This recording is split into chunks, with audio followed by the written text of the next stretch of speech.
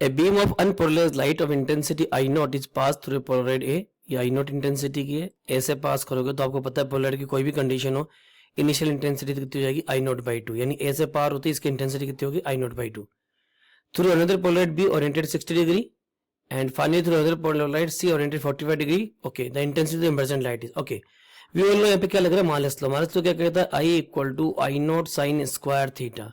तो पहले मैं माइनस लो B पे लगा रहा हूँ, तो first Malus law at B I will say intensity I is given by I naught की जगह इंसिडेंट लाइट कितनी है I naught by 2 sin square theta. अब देखो ये इसका ओरिएंटेशन है और ये बी का ओरिएंटेशन है, ये आपको दिख रहा है बी का ओरिएंटेशन है, दोनों में एंगल कितना हो गया और एंगल देखो कितना हो गया 30 डिग्री. तो you will write sine square 30 degree. Sine 30 कितना होता है 1/2, स्क्वायर करोगे कितना हो जाएगा 1/4. तो ये कितना हो गया आपका I naught by 8.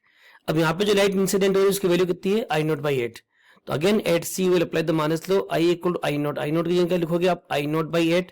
अब देखो ये B का एंगल है, ये B इस तरह से रखा हुआ है ना, लेकिन आप ध्यान से क्या लिखा oriented 45 degree with respect to B के रेस्पेक्ट में इसका 45 डिग्री एंगल है. तो I will write sine square 45 degree.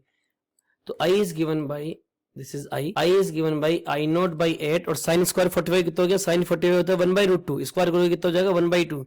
So it is given by I naught by 16. I naught by 16 is 1. So right answer of the problem will be given by option 1, that is I naught by 16.